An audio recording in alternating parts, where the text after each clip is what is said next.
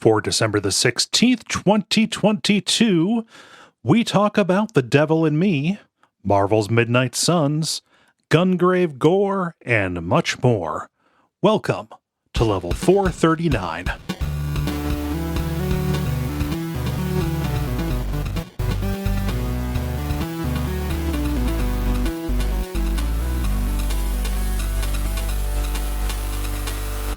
My name is Kole Ross. I'm Dennis Furia. I'm Jala Prendes. I'm Ben Merkel. And you are listening to The Level. It's a podcast for people who love video games. Welcome back, Jala. Surprise! Nobody, including I, knew that I was going to be here. Yeah, it was a last minute substitution. David tapped out, and you were kind enough to tap in. Surprise! Yay! So here I am, unprepared. And but no, I'm always prepared. But like, I just don't have a news story. Is funny. Yeah, that's fine. Just off the cuff, and only because I was like, you know what?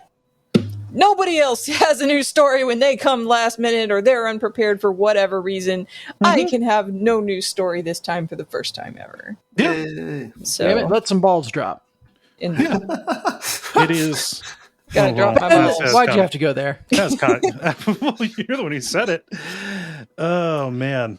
Yeah. So how are you doing besides completely busy and tired and stuff? Well, I've been trying to, aside from just like the usual run of the mill, work and home life and holidays stuff, it's also trying to get ready for the wedding. So that's coming up in mid-January. So we had to do some running around. Dave had to go get his outfit. I already had mine. It's ironic because my outfit was less expensive, inclusive of the citrine and ruby jewelry that I bought for it, than Dave's outfit. So, damn. And I still have to get the top altered because these guns cannot be contained in this shirt, this top, this very beautiful choli top that goes with like a lenghai and like a separate skirt piece. The armholes are not big enough to contain my lats and my arms. So I have to go get that altered, but luckily there is some fabric in there. I also made my bouquet and boutonnieres for the fellas. So I've been busy in the last several days trying to do all of that stuff and trying to get the episodes of Jolly Chan's Place recorded ahead of time so that everything releases still. Yeah, that sounds like an awful lot to worry about in addition to like Christmas and year-end stuff. Like, I know your work gets real busy at the end of a month too.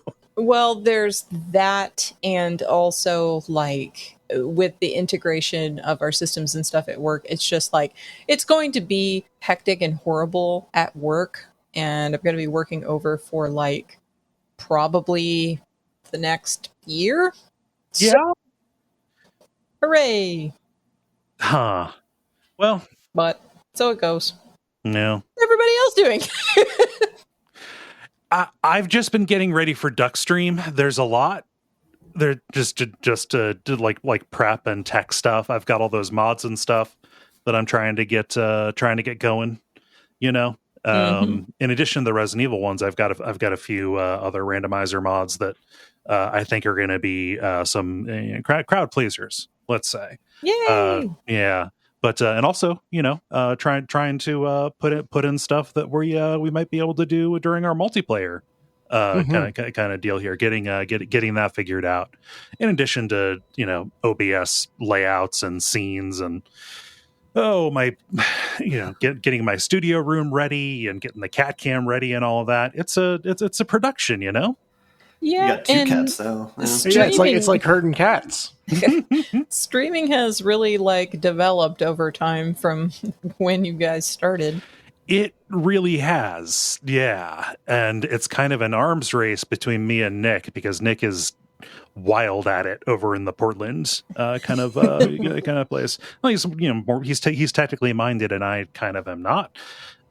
So it's just one of those things where he does real cool stuff, and I want to do real cool stuff too. So But yeah, that's all that I've got. Duckstream, 9 p.m. to 9 p.m. Friday tonight, as people are listening to 9 p.m. Sunday. Duckfeed.tv/Duckstream, raising money to support the Transactive Gender Project. This is the 9th year. Yeah. The 9th year of raising funds for that particular cause. It's one of those things where it's kind of like traveling or like, doing like a convention or whatever. It's a whole lot of worry and fret and effort and like at the start, and then once it actually in the lead up, and then once you're actually there, once it's actually going, it's like, oh yeah, no, this is fun, this is good. Mm-hmm. And then you're super relieved when it's over. Oh man, how about you, Dennis? I'm good. I just got back from going to the Festival of Lights at the Cincinnati Zoo. Ooh, fun. That was a real good time. My favorite addition that I don't think they've had in previous years is there's a walkway. This is the Cincinnati Zoo. They, during Christmas season, string up everything in Christmas lights. You can walk around in it. But there was a pathway that had a bunch of giant jellyfish strung over it. That changed colors. Those poor fish. Oh my God. Giant paper mache jellyfish, I should say. But yeah, made for some really cool walking, and like I'm a nerd for aquariums. And jellyfish are probably my favorite thing to see just because they're so alien. So it was like a nice little Lovecraftian horror treat in the middle of my Christmas display. Nice. Yeah. I mean, I have yet to meet a person who's not like, oh yeah, I'd fuck up an aquarium right now. I don't know if that's just because I associate solely with real cool people, but yeah, no. Just if I had an aquarium nearby, I'd be like, hey, you want to go there? Yeah, sure. There's literally never a time where I would feel like that is inappropriate. Mm-hmm. So I'm really mourning Grandma's death. I'd go watch the octopi and think about how we all have an intelligence to ourselves and are so flexible. Yeah, I don't know. Well, I mean, you can go to the Newport Aquarium down there. I love their penguin tank. And you just sit. Last time I was there with my little niece, we sat there for like an hour just watching them go. Like, look at them go. Well, that's cool. It's like a sitcom. And also, so the other thing is that Deck of Wonders has started shipping in the EU. So woohoo! It's going fantastic. By the time people are listening to this, it is probably in backers' hands, at least in that corner of the world, and everything else should be close behind. So, that exciting. rules. Yeah. Exciting. I mean, is there some measure? I mean, obviously, Kickstarter backers are patient to a fault. Is there some satisfaction in getting this out and to people by the end of the year? Yeah, I think in my head I was like, I want it to be in people's hands for Christmas. Yeah, if at all possible, and so that feels really good. And then the new year is a good time to have the hype machine spinning for a game. Mm-hmm. Sales of new games spike around that time, so I think it's all coming up. Furia Games right now. Woohoo! That rules. And I probably the best piece of promotion, I don't know if we've talked about it on the level. Jala, I think you've mentioned it, is I got to go on Jala's place, and talk it up. Nice. Yeah. So that was a lot of fun. Wide-ranging interview and all things Deck of Wonders.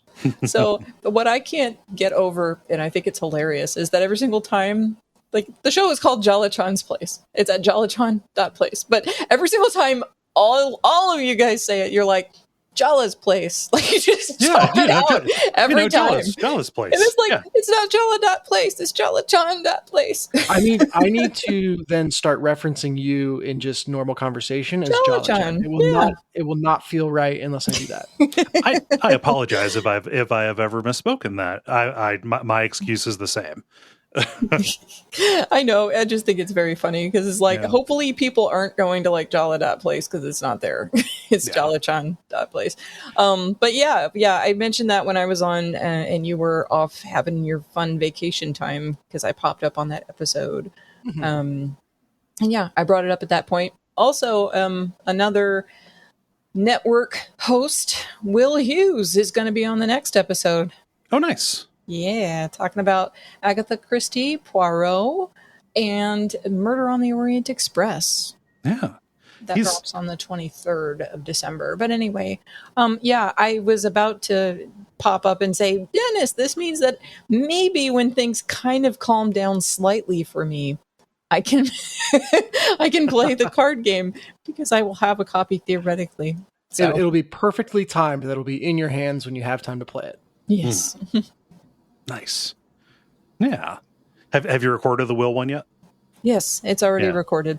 Yeah, he's a very nice guy. When you don't have the kind of the kayfabe of the combativeness with Gary, it's really fun being on the air with both with both of them. But it is also a lot.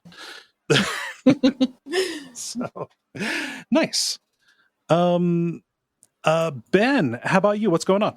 Yeah, there's just not a whole lot's happening for me, but there's a lot happening in the world right now. There was a chess boxing event over the weekend. There's a speed chess tournament going on online for the next couple days. The World Cup's going on. Oh, yeah. And one cool thing I did this past weekend is I went to a theater that's like kind of like an art house theater in Seattle and saw a movie called The Visitor, which is a 1979 movie, which is very, very good. Very, very Neil Breenian, but just this awesome Italian science fiction movie. Yes, that helps me understand more the vibe of this movie. For the people who get it will get it, and the people who don't get it's fine. I don't understand. KYK. I don't understand the juxtaposition of very good and Neil Breenian. How fateful are the findings, Ben? Yeah. I mean, this was a simpler time. This is back in the 70s. Was it John Huston, the famous like American director from back in the day? Yeah, he's one of the main stars in this movie. And there's just a groovy bass line played anytime he's on screen. And yeah, I don't know. Look up the synopsis for this movie if you're interested in like shitty but good movies. And yeah, it's a feast for the senses. It's really weird how John Huston just started acting and stuff. Mm-hmm. You know, because like, oh yeah, I'm going to make the Maltese Falcon, and then come the 70s, yeah, sure, I'll be in Chinatown. Yeah. Oh gosh, well, that's cool. Yeah. Well, I think we should get into the body of the show. What with the grind, the multiplayer, and the end boss, and we can get started with. The Grind, where we talk about the games we have been playing over the past period of time or so. Looking at our fancy new doodad, I have something new, so I'm going to talk about it, though I'm not going to spend a lot of time on it because I haven't finished it. But I do have thoughts. This past weekend, I streamed the new, so it is the fourth of the Dark Pictures Anthology games. This is from the same people who did the G.O.R.E, Until Dawn, and then like Man of Medan, House of Ashes, Little Hope, interactive cinematic adventure game kind of deals that emphasize choice. Go ahead. How is it? Because like I didn't watch your stream because I was like, you want to play it? Yeah. Yeah. I don't like it. Oh, okay. It's a real step back. Oh. Yeah. How so? So technologically, it's not gonna measure up to the G.O.R.E because it needs to work on older systems, and there's just a very obviously a lot fewer resources going into it. You know, so like I don't care about character model reuse. Some people do, but it happens there. Just like loading screens on camera transition kind of things, on camera cuts, stuttering, lots of just slop all around. I generally don't care. I'm generally pretty pro jank actually, and it's fun to laugh at, but also it's just not I don't know. Maybe in something this cinematic, it like puts a damper on it. I guess what I'm trying to say is, if I'm picking on it, it's bad. Which means if I were to play it, I'd be like, guys. Yeah. Yeah. Like, maybe. Who don't knows? know. Like maybe Yeah. the subject matter and stuff would carry you through. Yeah, could be. Got no way. The other way in which it's kind of down. This is more substantial. Is good. I'm curious if they have like a team breakdown where it's like one team works on the dark picture stuff, and then other teams worked on the longer games like the Quarry and Until Dawn. But if I were to guess, and this is me speaking, to take this for what it's worth, or which is nothing.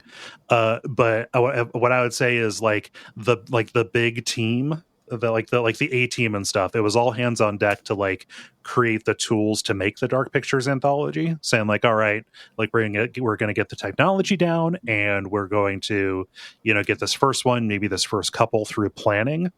And then that team, or like the heavy hitters among them, like I think they got Larry Fessenden back to write on it, and just big stuff like the Until Dawn team.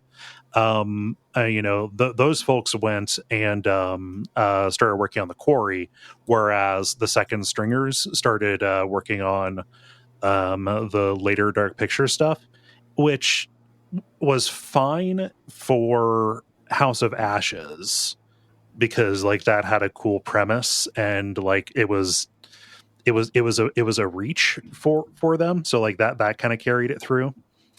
In this one, speaking of the premise stuff, and then I'll talk about the gameplay hang-ups that I have.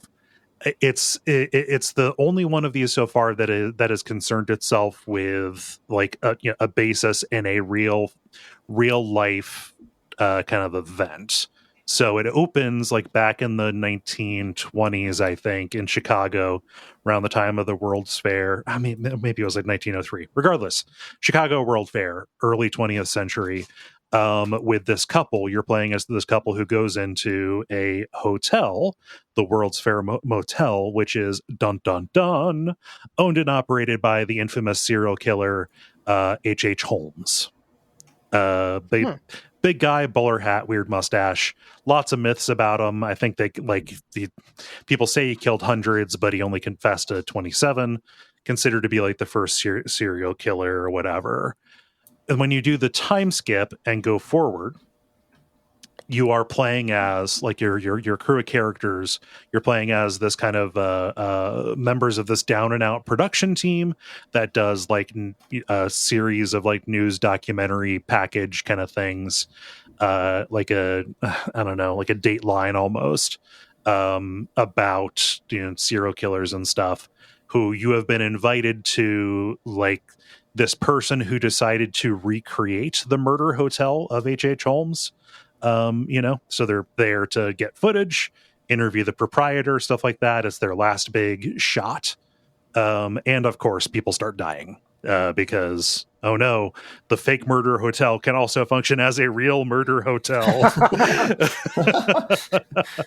Which, go ahead. Yeah, like as somebody who read Devil in the White City and dug that, and also has read other stuff about that same original premise of like the actual thing that happened with H.H. Holmes, like that subject matter is interesting to me. So yeah, I'm not I'm not down on it. Like there's cool stuff that they can do with it. And admittedly, this is where the I haven't finished it thing fits in, which is like I haven't seen the twist that they're going to go for.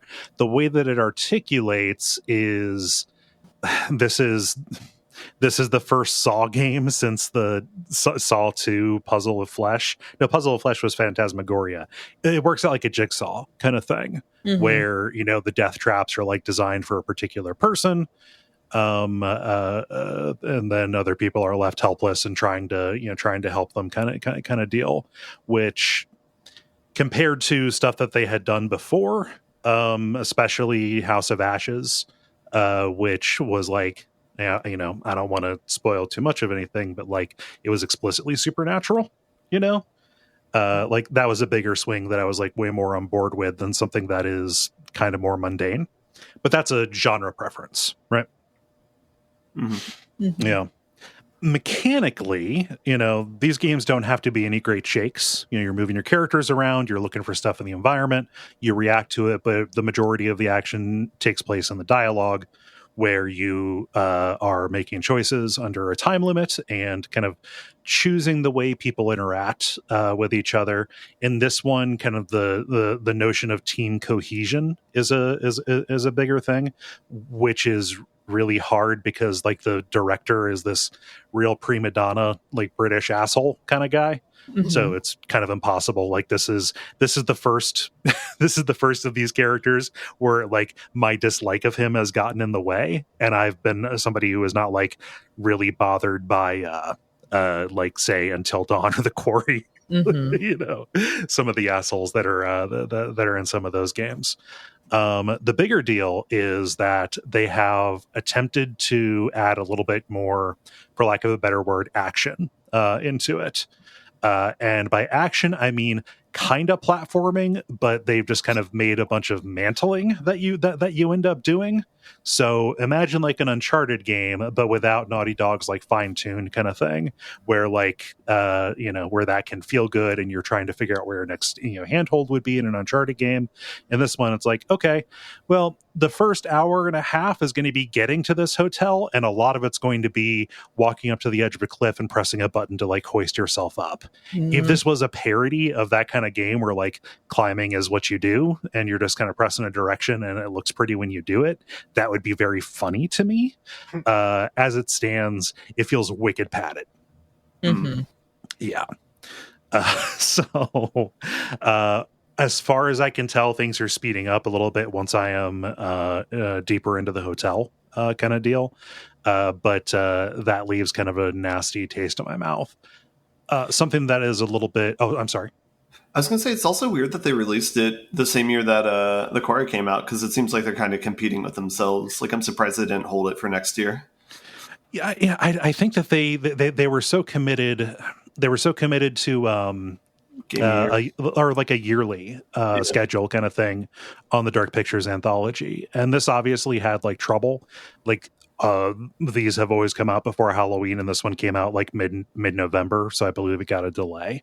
I think that like they, in their minds, it was kind of like, okay, one of these is the big feature movie, and the other is our like TV series kind of deal. You know how like the Marvel kind of thing, where the studio can put out both things at the same time, kind of deal.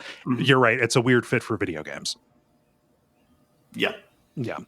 The other thing mechanically that's a little bit more successful is each character kind of has their own little inventory item, and you can pick up some inventory things, but like the sound person has like a portable recorder, and oftentimes like in dark hallways you use that to like navigate towards trying to find people, things like that. The lighting person has a flashlight, whereas other people rely on lighters. One of the people has asthma, and so like a choice that you're making is you have a finite number of hits off of their inhaler. Hits, I have no idea. Pulls. But okay, so do you trust that they can get through the situation where they're panicking or it's dusty without using the emergency inhaler? And then like when you run out, is that gonna get you killed at one of these points? Finally, some accurate representations of asthma in video games. Guess I'm gonna die now. Yeah. Well, I guess I'll just die. Yeah. We'll do diabetes next. Apocalypse? Whoop. Fuck me. Yeah. Well, I mean, just capitalism. Oh, it's $700 for a bottle. Yeah. Okay. Cool. All right. Anyway. Yeah. So, like, I appreciate that they're taking some attempts to evolve it. Something that is yearly release could just be, they could just keep it mechanically where it was at with Man of Medan. I just think that doesn't work well with the resources that they have available for fit and finish kind of stuff. So like, I'm disappointed because I really wanted to dig this, but yeah, just a bummer. Yeah, it's because it's like they have good talent in the games, and there's like there's a good production on it, but it's just like it doesn't stick the landing, it seems. Yeah. Oh gosh, let me I forget the name of each of these has a big actor, like just like one big name. And who is this? The Jessie Devil in Buckley Me. is one of the lead actresses. Yes, Jessie Buckley plays one of them. And her character is fine. She, she ends up being kind of at least cast as the main character. Obviously, anybody can die, so she may end up falling to the back. But it is kind of funny because I can't tell if she's trying to mask her accent, and if she or if this is just her. I don't know. Her accent comes across weird. She's Irish, and a lot of what she says is Irish, but when it comes time for her to say ass, she really hits it in an American way. Ass. Oh, no. So she's a very good actress. Like she's in Men and I'm Thinking of Ending Things, and it's great in both of those. So I imagine it's either not enough production time and they're just like, one take, sure, that's good enough, or yeah. I don't know, or they're just like, yeah, this could be any nationality character. Yeah, poor direction, or could be somebody living in somebody from Ireland who's living in America for a long time. It feels strange. I like her. The thing that I know her from is Chernobyl. Okay. Yeah, but that is something funny where like just very inconsistently sometimes you just Irish. You would only say it that way. Somebody would only direct you to say it that way if they were like, no, remember, you're an American. It's a British company making the game too. So yeah. Weird layers. If you had to pick one word to be said out of accent, though, what would you go with? I mean, okay, so pick one word. We can't lose arse. It's just got such a good, I don't know, punch to it. So I don't know how to answer this question. I mean, like for identifying, like, at the very least, I would use ass as a sorting measure. Mm-hmm. That can't be a title. Ass as a sorting measure can't be a title. It can be an a toady though. Someone write it down. But so like I don't know. I don't know how to answer this question. I just if I was is trying it to okay test somebody, if she's like top of the morning to you? Well, in that particular phrase, that's weird. I don't know how to answer that question. Yeah. So, are you going to stream this again next week? Or, well, I guess this coming week's it's Duckstream, so. Yeah. It may need to wait until after Christmas. Is the thing. Maybe in the week between Christmas and New Year, I'll pop in. But this is weird as well. The previous ones I've done in 2 sessions, and then I looked on how long to beat on this one, and like mysteriously and for seemingly no reason other than the aforementioned padding, this one's like 9 hours long. It's like that's too much for this. That's not this one, not this kind of game. Please, no. So. Yeah. Any questions? How much is this game new? $40, I think, something like that. Okay. Yeah. Previous ones have been $30, so I don't know if they're trying to justify a higher price point by making it longer. But, yeah. Yeah. Well. Any other questions about the Devil in Me? It's weird phrasing, but no. Yeah. Would you like to query my devil? Oh gosh, Jala, how about you? Yeah, so since the last time I was on, I've been playing a lot of Pokemon Scarlet. So last time I think I had only beaten 1, maybe 2 gyms, and at this point I finished all the gyms, I finished all the Titans, I have done some of the Starfall guys, like there's the Team Star, which is the Team Rocket analog, and you have to go fight all of them, and I fought 2 out of 5, I think, of those guys. So, plugging right along and doing all of that. Something that I was thinking about, because I'm only just starting to engage with some of the systems and things that, like I haven't had a need for, like using TMs and which give your Pokemon different skills, and going through and like recalling skills that your Pokemon forgot in order to learn a new one. And some other things like that, like actually looking at the items, maybe actually giving an item to the Pokemon for them to carry, because like I haven't needed them at all because the game is very, very easy. So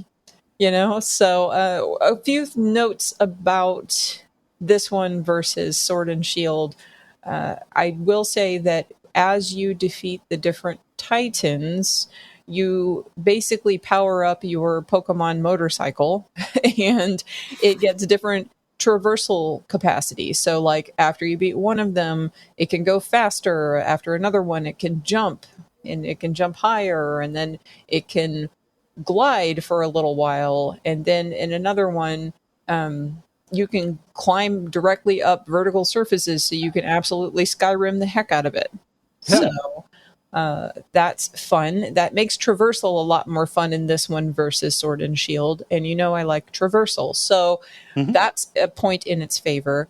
Some of the loading times and things seem to be getting cut down as they are doing patches and stuff on the game, so some of that stuff is starting to be ameliorated.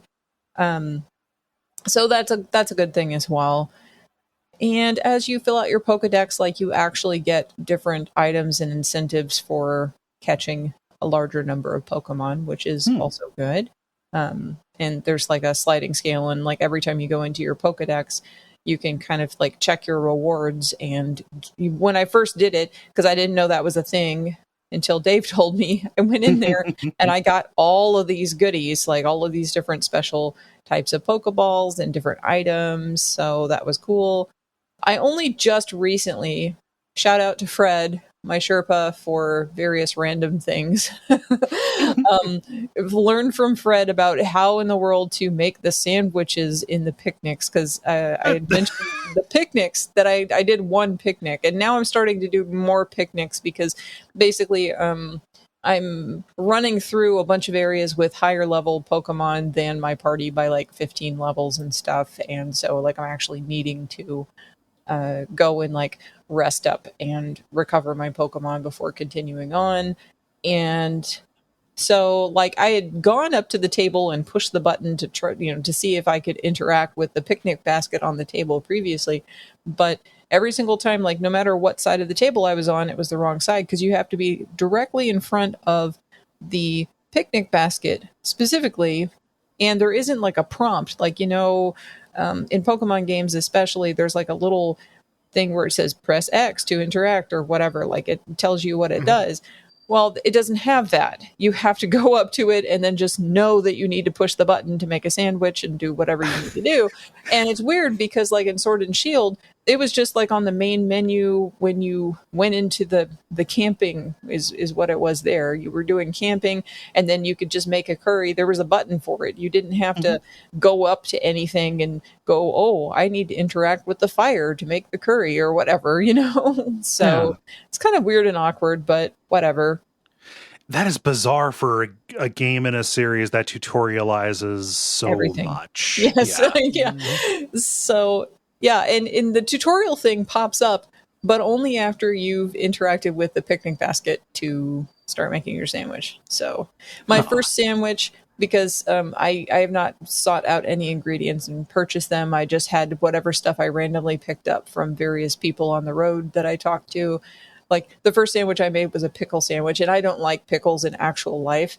And so I was very upset about this because it was whatever. But it gives you bonuses to your XP and to like the rate of items that drop, and if you find Pokemon eggs and all different kinds of stuff. So like it's worth investing in that if you want to try to complete your Pokedex, or if you are trying to gain XP to grind out and make a super team or whatever you're doing, like that is in service to that.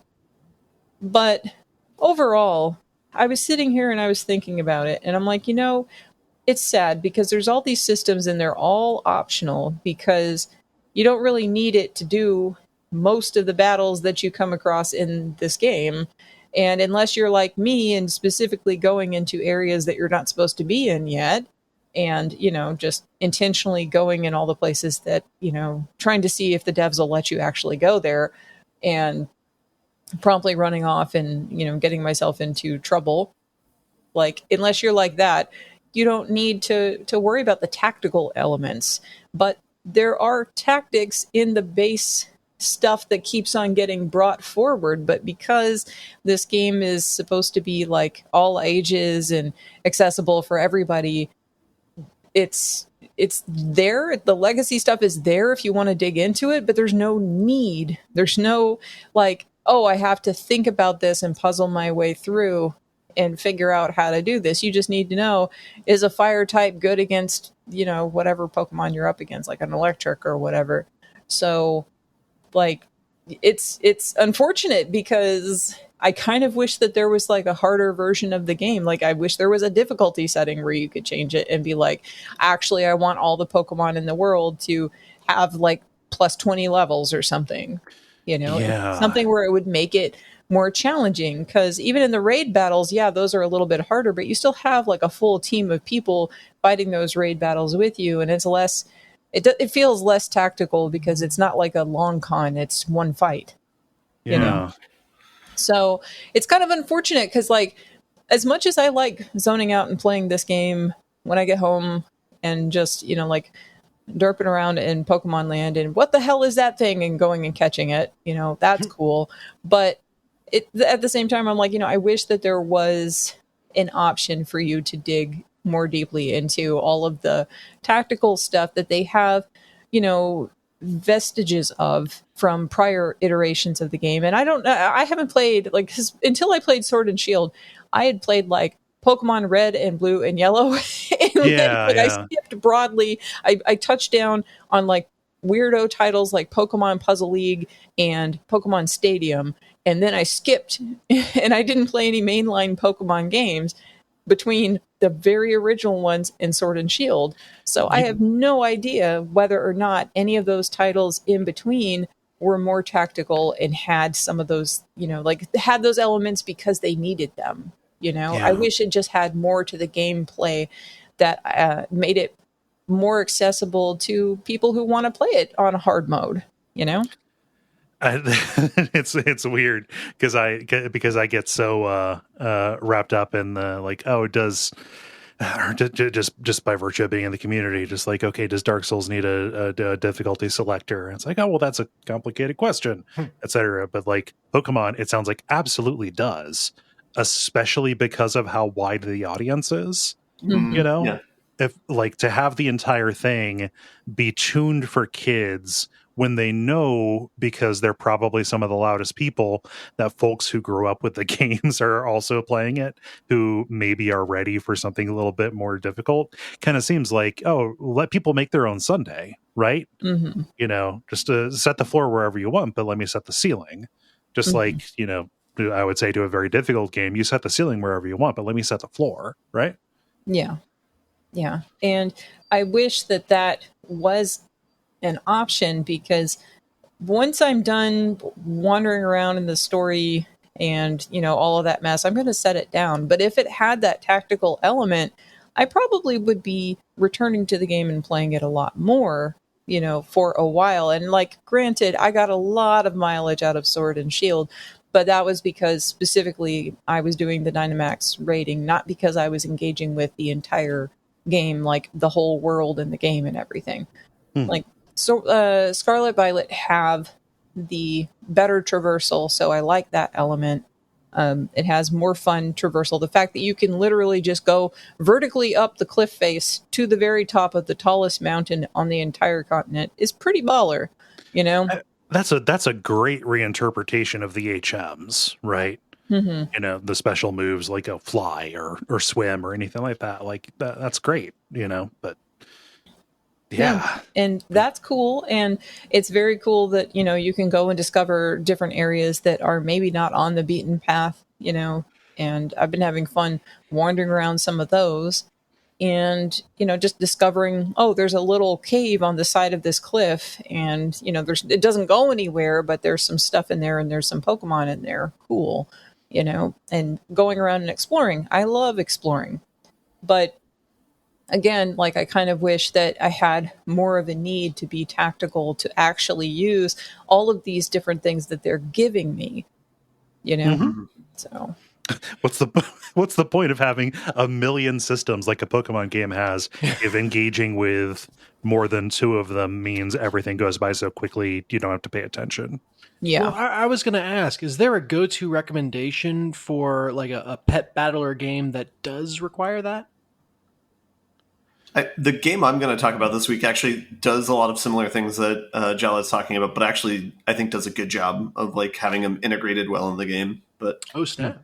it's not pet battlers, though. And I would say the game that does something kind of similar to, you know, like a Pokemon-ish thing, but has more tactics to it, would be Azure Dreams, that old-ass PlayStation game that comes up on my bingo card every once in a while, and I'm obligated to talk about that every once in a while. That is a game that requires a lot of tactical thinking, and it's...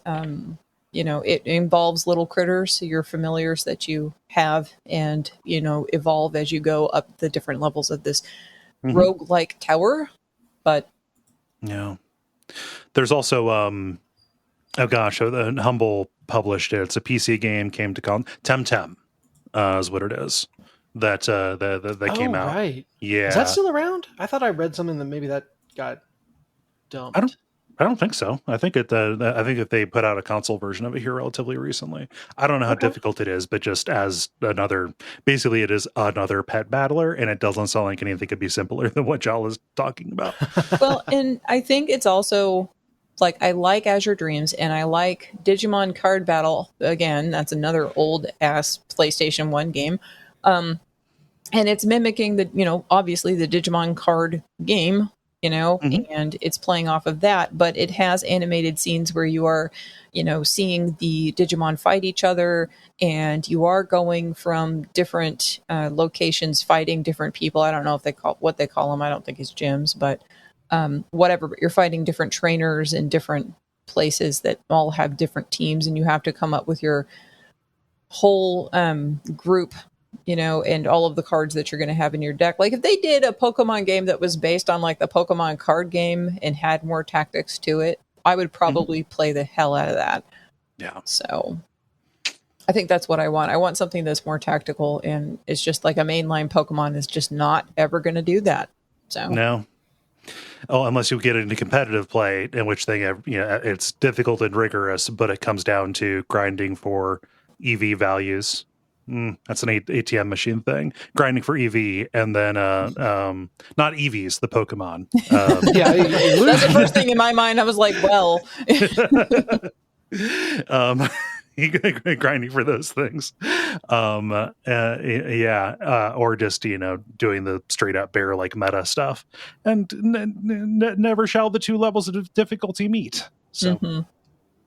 I mean, I'm still enjoying it, and I think I'm, you know, as they're fixing stuff in the patches, and you know, now that I have the traversal unlocked, I'm liking it more. So, you know, obviously because I barreled through a whole lot of it, I don't know. It depends on what's in the DLC and everything as to whether or not it's going to get as much mileage for me as Sword and Shield did, but we will find out. No. Cool. Did you have anything else? That's it. Cool. Let's see. I've got the sheet here, so now I can throw to folks. I'd like to go because I think the game that I'm talking about is kind of similar to Jala's. I think. Yeah, go right ahead. So I also only got one game this week. I've been playing Midnight Suns, the new Firaxis game. I kind of held off on getting it for like about a week or so to see what the reviews were like for it, and it had kind of gotten middling reviews, like kind of like B reviews. But I figured I'd try it anyway since they're a pretty reputable game company.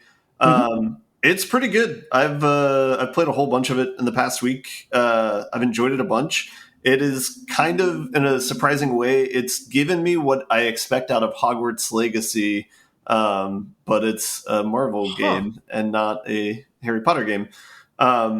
So to give a summary of what this game is for anyone who's not aware of it, this is from the people who made XCOM for Access Studios. And this game is a Marvel game, so it's one of their first like licensed games. And basically it's similar to XCOM, but but it's a weird hybrid of XCOM and Slay the Spire, like deck building. You have all Marvel characters. The narrative of the story is kind of weak. You're not really there necessarily for the narrative. But you're playing a weird superhero from like the 1800s who's like dead in a coffin and is revived by the Marvel characters, and then you're like have this mission that you're on. The story is like not the important part really. But the flow of the game is you kind of have this loop, this day-night mission loop that you're going through, similar to like how in XCOM you go out on a mission and then you do base management back and forth. You have a similar sort of thing here. You're at a place called the Abbey, which is this weird, it feels kind of like the X-Men like mansion that they live at, but it's something different. And you go out on missions, and similar to XCOM, where you have like 3 or 4 people in an area fighting one another, you have a team of 3 people that are all Marvel characters that are fighting in an arena, and then which characters you pick determine what cards you have in this deck. So each of your characters, you have to strictly make an 8-card deck for each of your individual characters, and so when you send them out on a mission, you have a 24-card deck. Mm-hmm. Among the 3 characters. And there are no cards that you get access to only with certain combinations of characters? You do get combo cards, but they're pretty generic. They're not hugely differentiated from one Got another. It. Okay. I might go into that a little bit more later. But yeah, the main difference between the combat in this and an XCOM, instead of it being like a lot of like shooting and percentage of hitting and cover sort of thing, here it's a lot more kind of like pinball or like a pool where like so you have a lot of cards that are like attack for this amount, but one of the most heavily used modifiers is a concept called knockback, where it's when you go and attack someone, some of the cards will knock them back in a direction and you can aim which way to knock them back. And so if you hit them against like an object, they'll take more damage. If you hit them against another bad guy, then you can possibly have them both take damage to one another and like kill one another. Later in the game, after you unlock some things, you can knock them into another superhero, and it actually is a reward. You're not hurting the superhero. It's like a alley-oop sort of thing. Mm-hmm. And you can like draw more cards off of it. The main mechanics of the game is in XCOM you have like 2 actions that you can do, and you pick what to do, and then you maybe have some like movement on top of that. And this, the way it works is you can play 3 cards per round. You draw up to 6 every time. So if you have like 8 cards in your hand, you don't draw anything. If you have no cards in your hand, you draw up to 6. You get 2 redraws per round, and you get 1 movement per round. And your movement you can go and like just get like a free knockback where you can run and punch someone with your movement and hit them into something. Mm-hmm. And so it's after you kind of get all those rules underway, you do have this little strategy where there's a certain number of enemies, and you're trying to kill them all, because after you're done attacking, they'll all attack you. Most of them will telegraph who they're going to attack. Some of them, they just have a question mark, and so you kind of have to prepare for anything. But you can kind of use that to your advantage, where it's like if you know one of your heroes is really weak, you can attack all the people who are planning on attacking that superhero to save them.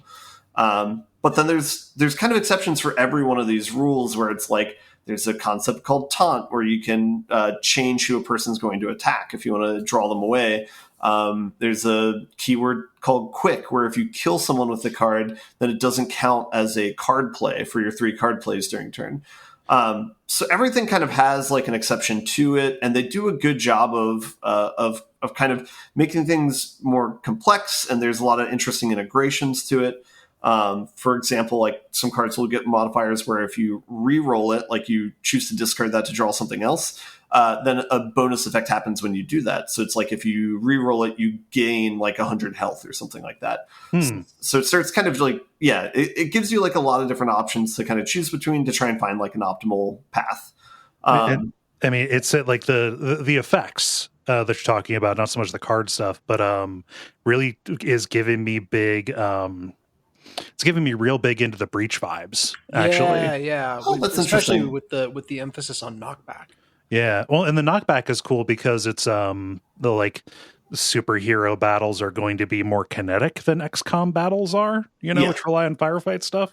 Yeah. Yeah. And they do a good job splitting it up where each hero's moveset's kind of representative of them. So, for example, Blade is one of the heroes. He can shoot people from afar with like his guns, or he can hit them with a katana, depending upon what the card that you play is. And so that changes, like whether he'll run up to the person or if he keeps distance. So honestly, the deck building part, like you don't really see like a physical deck the entire time, and the game doesn't really try to lean into that as much. There's not many abilities where it's like place this on top of your deck or like mill 2 cards or something like that. Like that's not in this game at all, which is fine. Like it doesn't need to be. So the idea of like a physical deck is kind of like an afterthought, and is kind of like purposely like hidden from you. Instead, you're just focused on what like abilities you have in your hand and what you can do with them.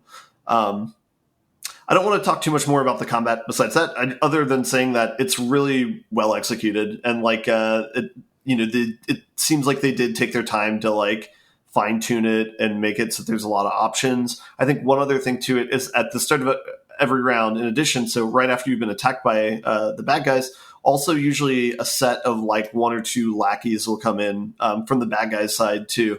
And what that does is that also gives you like fresh meat. So if you have cards that like reward you for killing things, those are usually like pretty easy targets for doing that. But it also just kind of like keeps the difficulty up. Like you basically need to slowly grind out process where it's like you need to kill the new people that just came in and then also put a little bit of a dent in the people who are remaining. I think the strategy that I've kind of leaned towards as the game has gone on is kind of working from the bottom up, where it's like you kill all the small, easy to kill things first, and then you slowly start going after the bigger and bigger things. Mm-hmm. But yeah, and then there's interesting synergies between character builds, where it's like Captain America, for example, is a very defensive build where he like shields and protects his allies, but has like really strong defense from his shield.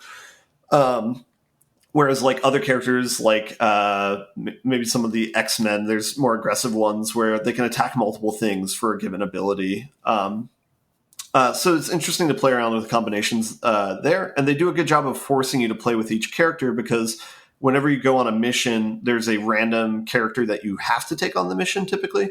And then you can choose like 2 other people to compensate for it.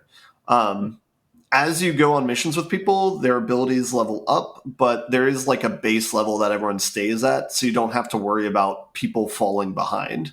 Like people will level up as your character levels up. It's just they lag maybe like 3 or 4 levels behind it, something like that. I'm not quite sure how it works.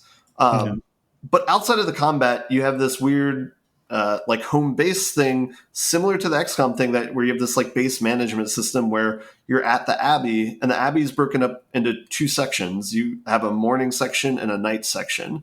And so the morning's before you go on your mission, and the night is afterwards. And you can do different things based on the day-night cycle. So in the daytime, basically all of your rooms are active and you can do things there. So it's similar to how they have things like the Foundry and like the research labs in XCOM. That's kind of what the mansion is during the daytime. You have a place where like Tony Stark and Doctor Strange, they make like basically like a foundry there that you can do research to unlock new abilities.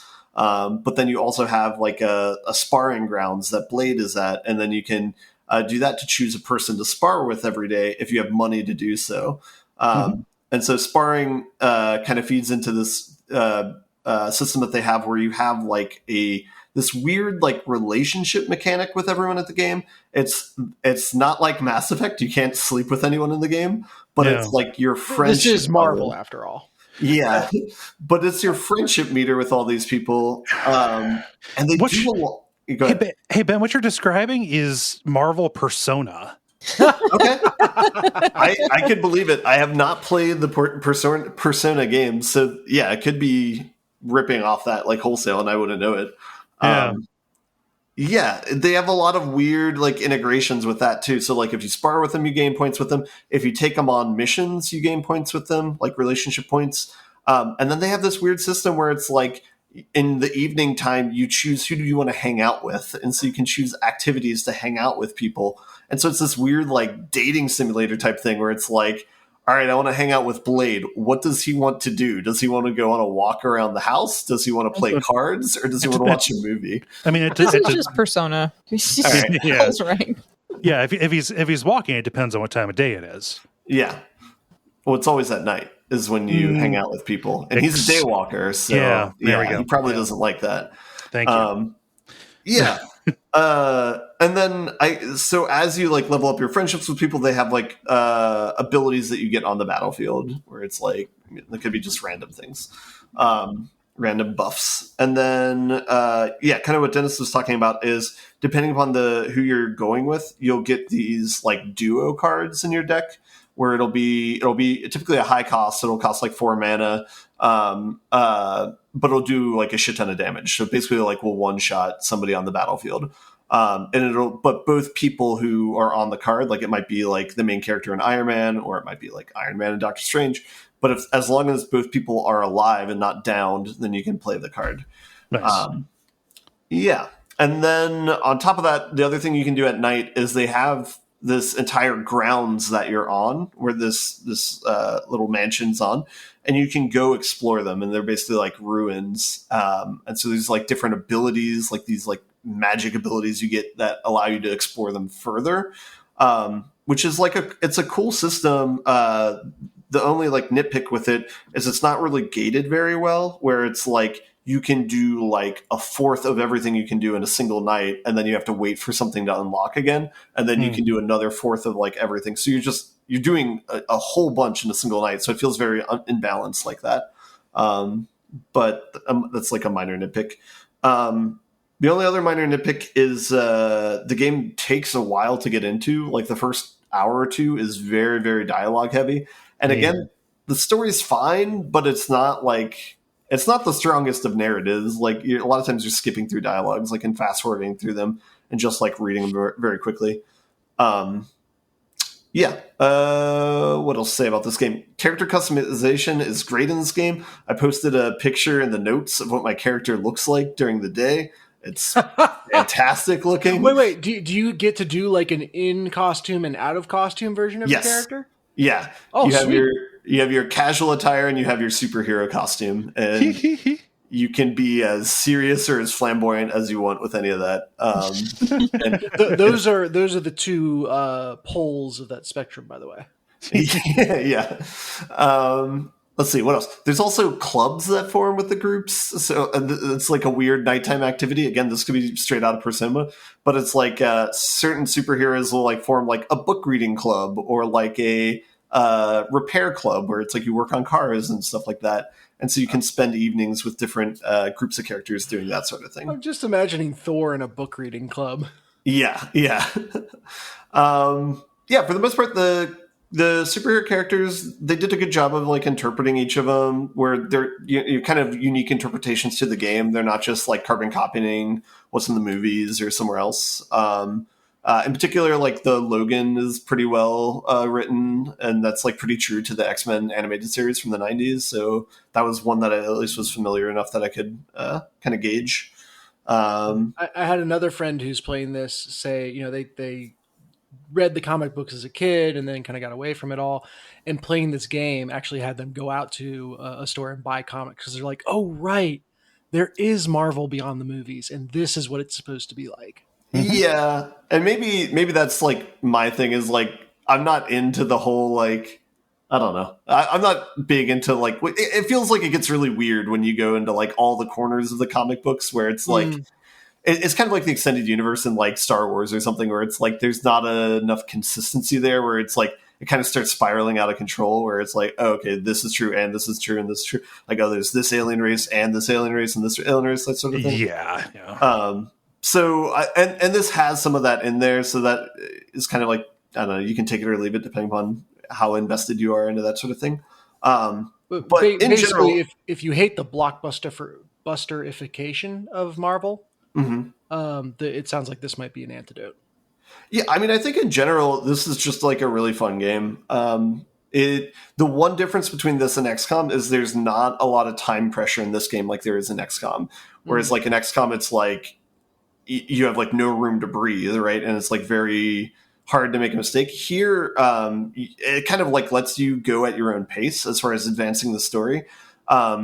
Kind of similar to what you were talking about, Jala. This game it's more similar to Slay the Spire, where you have unlockable difficulties in the game. Mm-hmm. So you start off on normal. If you have a 3-star mission, which is the highest rating you get 1, 2, or 3 stars. It'll unlock the next difficulty up. And if you go there, people have more health, they do more damage, but you get more rewards for a given mission. Mm-hmm. And so basically you can go up until you're like, okay, this is about where I'm good. One minor nitpick is once you start a mission, you can't get out of it. So like even if you fail it, your only option is to restart or reload a previous game, which is kind of brutal. But so there's been a couple of times where I've had to replay missions like maybe 3 or 4 times before I got it. So you can't fail. The Avengers always win. I guess that's a way to put it, huh? But so that's what you can kind of fall into a trap if you if maybe you push the difficulty too high and you get into like a sticky situation. But yeah, other than that, I think the fighting is really fine tuned and good. If you can when I first started playing it, I just kind of grinded and did a bunch of the side missions before advancing the story to make sure I got like all the decks in a good place and before going on with that. And then at this point, I'm kind of like beelining through the story because I don't really want to do that anymore. But they kind of gate you towards the end is before you do a story mission, you have to do one kind of side mission wherever you're at. But yeah, I think I've described a whole bunch of what the game's like. It's really, I like it a lot. I'm probably close to beating it. I think there's probably a couple of more hours in it. But I'll probably have it beat by next week. So cool. I mean, it sounds real cool. Yeah. I would really like to dig into it, but I'm like waiting for the 1 week of the year where I can play what I want, which is between Christmas and New Year. That's your Christmas present. Yeah. I would say don't be. There is like some jank in this game, but that's not really why you're there, I guess. Like, so for example, like there's a time in the cutscene where you're walking to a mission or whatever where they had like no clothes on the superhero. They just had like their boxer shorts on or whatever. It's like, that's just funny. Yeah. It's not, and like there's like small ones, like the audio will sometimes cut out on the mission, but it'll start back up at the next round. So it's like there's definitely some jank there. So maybe that's why people might have given it lower ratings. Maybe it's the lack of a compelling story. Maybe is maybe why. But the game itself is fun, so those things don't really get in the way of the experience for me, at least. So. I mean, I am interested in it and just kind of, broadly excited, kind of just because it's a way to do both tactical combat and have that also be you doing cool stuff with characters that I have some affection for. Yeah. Especially X-Men, which have not factored into like a lot of the like very heavily exploited, kind of materials. Yeah. Yeah. And then another minor nitpick again, because I really like this game. One thing I noticed is, so there's some like synergies with the decks, like, with an individual deck where it's like you have some wiggle room with, like how you build the deck for a single character. That said, there's not that much. There's not as much of a range there as there is in something like Slay the Spire. And that's diluted by the fact too that you have 3 other decks that you're working with. Or 2 other decks that you're working with the characters. So there's not a lot of like high synergy builds that you can make so far that I've seen. That maybe might change if you unlock like your top tier cards for each character. But right now it's kind of like you kind of make a general deck for each individual person and they all like do their own thing. And that gets more and more effective as the game goes on. So yeah. Oh, yeah. I'm happy to hear you're digging it. Yeah. 2 thumbs up. Very good. So, cool. That's all I got. Cool. Dennis, round us out. What you been getting up to? I've been playing another game with some jank to it. And this decidedly does not work. So just brace yourselves. But I saw a trailer for a game called Gungrave G.O.R.E. Yes. At least the name sounds awesome. Yeah. And by the way, G.O.R.E. is like an acronym, G.O.R.E. The G stands for gore. Yeah. The O stands for, oh, that's gory. The R stands for really gory. And the E stands for enough gore already. Yeah, that's about it. And what attracted me to it is like the tone of the trailer and the design of the main character looks like a cross between Devil May Cry and Bayonetta, which, you know, on surface level, like, great, sign me up. And then you get into the game. I played probably like 2.5 levels, 3 levels. And it is like someone's high school project cheap ass knockoff of those games. That is just, man, yeah, I'm going to struggle to find something good to say about the game. So, the main character is very much, in fact, like just a straight up a cross between Dante and Bayonetta. There's not really any background given for the story or who they are, other than you're going after like drug kingpins. You know, just Okay. it's a generic drugs are bad drug called seed. And you are angry at those people. Okay. Because they do drugs. Because they do drugs, I think. And it just in the way that Devil May Cry and Bayonetta 2, I'm not as familiar with Bayonetta, but is like crazy over the top, but it works. This is crazy over the top in like just a really trying too hard way. So for example, you know, there's probably 3 different bad guy character models that I've seen so far. And they all have some variant of a blue mohawk. And there are 3 total voice lines between those characters, which each line contains some variant of motherfucker. Like, I'm going to get you, motherfucker, or where is that motherfucker? Or it's like, okay, we decided we're going to say it, so now we always have to be saying it. And it's just, yeah. I hope they're using the same motherfucker line from each one to each, and it's just there's one bad guy voice. Yeah, it's bad. The gameplay, it's, you know, third person action, but it feels incredibly clunky. You can mash the trigger button to kind of shoot at the closest targeted person. And then if someone gets too close to you, you can, mash circle to swing your melee weapon, which is, I don't know what I expected, a coffin. Okay, that's so. This is a sequel. Yeah. What? Okay. Yeah. So I was confused because the link to it, the link to it links back to the original. But when I saw this, I was like, oh, I kind of remember that. Gungrave, the original one, was a character action game that was itself kind of a fast. I want to make sure I'm saying this right. That I get this right, because the order could matter. It came out around the same time as Devil May Cry. But yeah, no, this is like a PS2 action game. 2002 kind of for Gungrave. Yeah, and then the original Devil May Cry, looking at the timeline, 2001. So, oh wow, yeah, fast follow, conversion evolution. I mean, based on what you're saying, the character feels very, yeah. So if it depends on how charitable you want to be.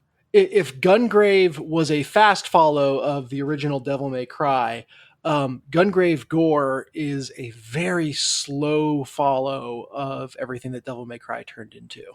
Yeah. Yeah, it's mind-boggling. It was just like, I remember like just there were tons of used copies of this at the store at the GameStop when I worked there, and nobody seemed to like it. I remember getting really bad reviews, and so when I saw that was coming out, I figured it would be like a remake or something. I was like, oh, who has affection for Gungrave? Yeah, not that I can tell. Yeah, and the title art looks like it says Gungrave G.O.R.E. Yes.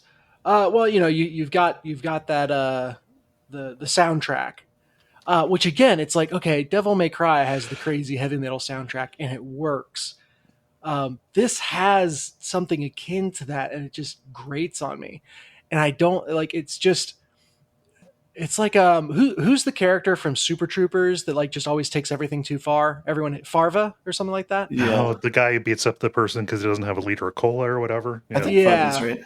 Yeah. And it's like, oh, we're gonna do the meow game, and then he comes up, he's like, no, we're gonna say chicken fucker as many times as we can. Yeah. It's like that's what Gungrave G.O.R.E is in relation to Devil May Cry.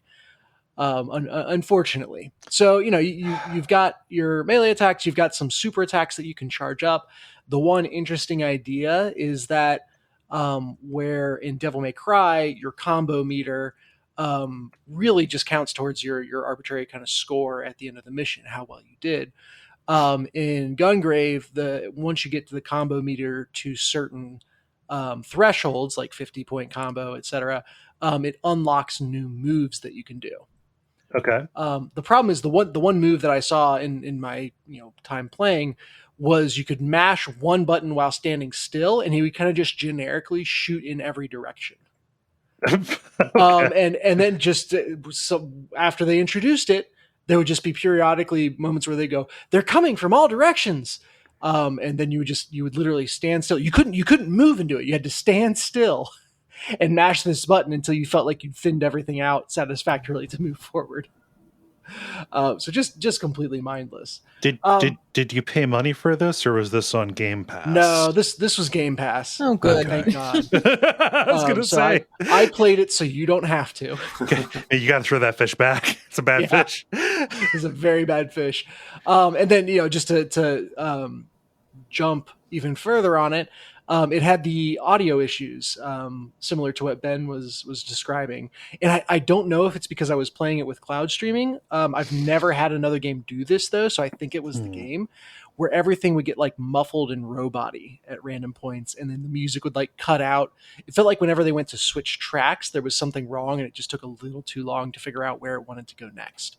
Muffled and robot-y sounds like a streaming problem. The like trying to find the next track doesn't. Yeah, and nothing in the gameplay or the responsiveness would have told me that there was a problem with the stream either. And like I said, I've never experienced a sound problem like that in any other xCloud streaming. So, the sum of the other experiences tells me to blame it on Gungrave.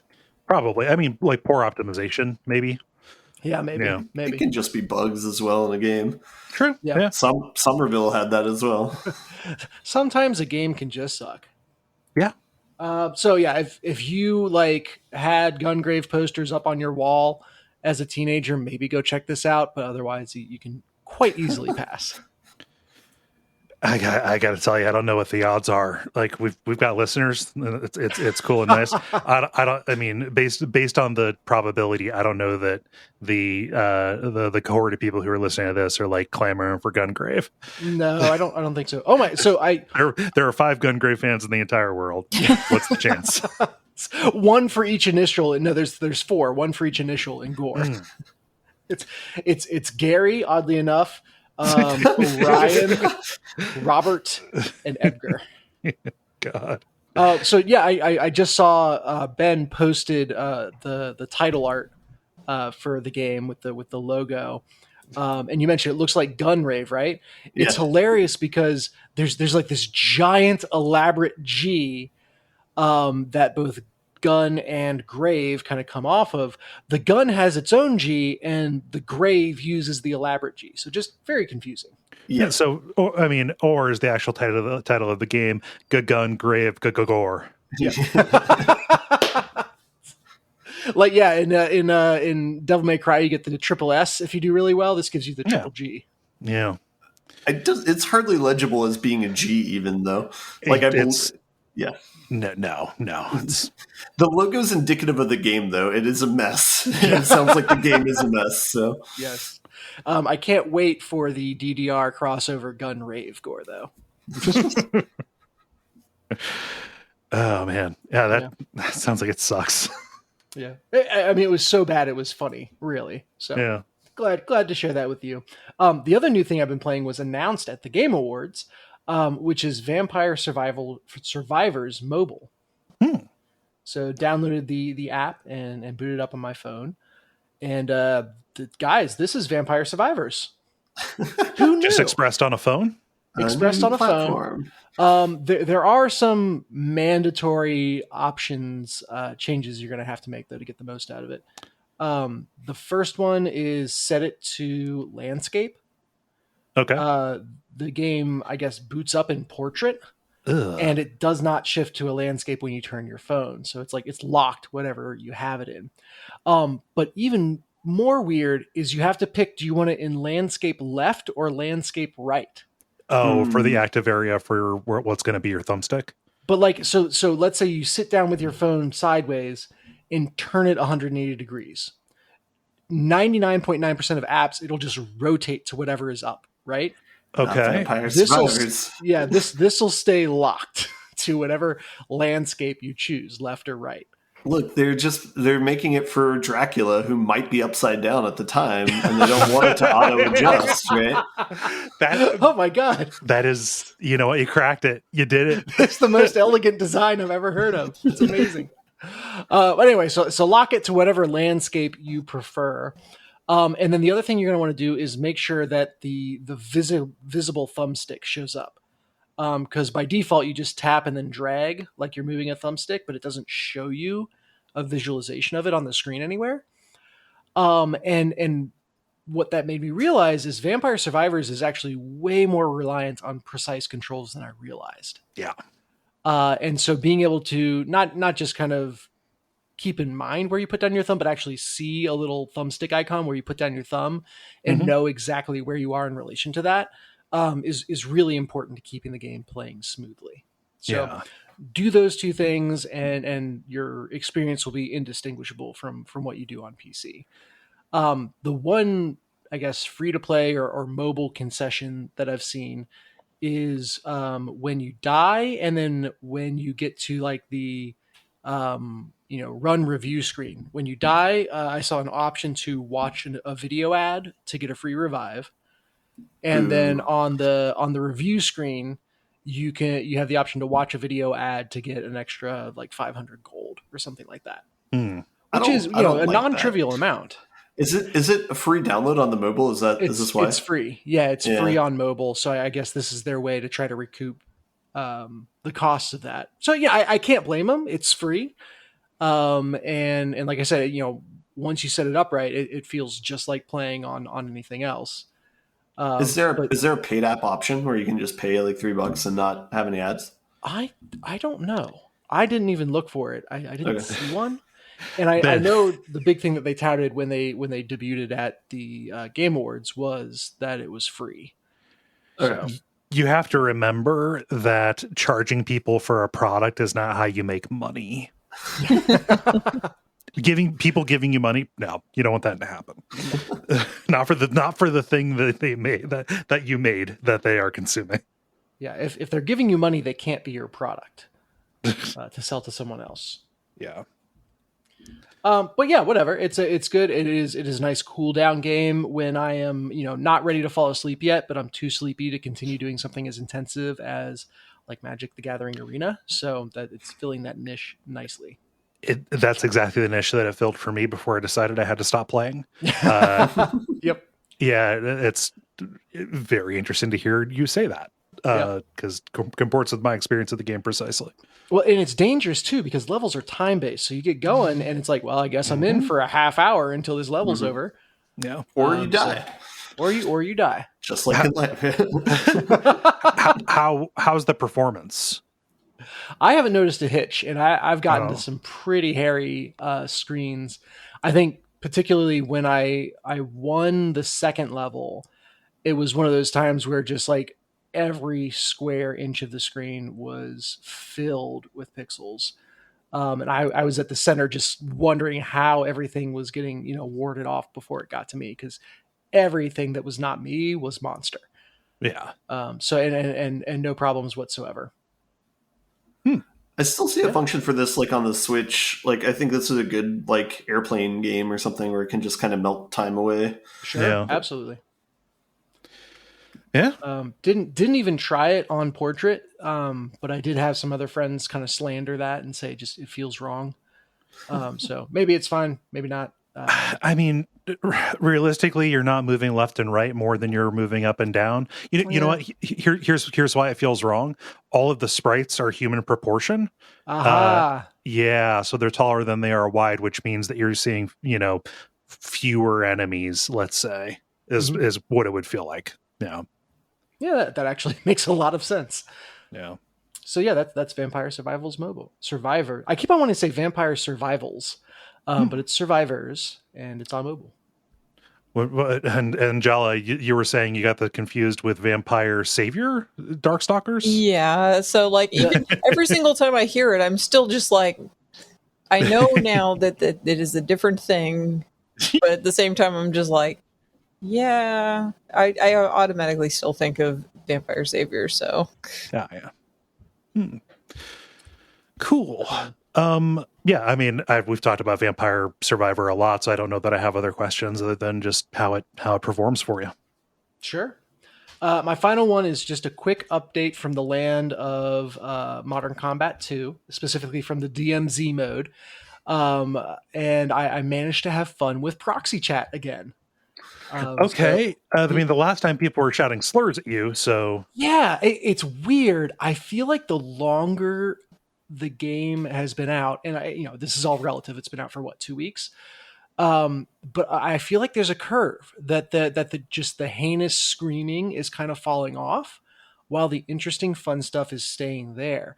Okay. And so, literally, just earlier today, I was playing, and I was playing in a 3-stack. 3 people I knew were on the team, and we come across an enemy that is a real player. We kind of start shooting at him, and we hear wait, stop, and we're like, hello. He's like, I'm alone. It's just me. There's no one else on my team. I'm just trying to get out. We're like, oh, okay. We're over here doing it was like a radioactive materials mission. He's like, yeah, I just want to go through. I won't give you any trouble. I promise. It's a trap. Oh, God. No. He walked out. He put away his weapon. He was standing in the middle of open space. We're like all, hunkered around him. And we're like, okay, yeah. All right. No, cool. Yeah. See ya. He's like, see you guys. And I just as a joke, I was like, but you have to throw all your money on the ground. Okay. And he actually did it. Oh, you're a robber, Dennis. And then I felt bad. This is like Rounders. When you can't spot the toxic player at the table, you are the toxic player. We're like, no. Pick it back up. So he got his money back. I just couldn't believe he actually did it. Like, can we shake people down in this game? And then we waved, he waved, and we went our separate ways, and everyone was happier. That's like some DayZ shit.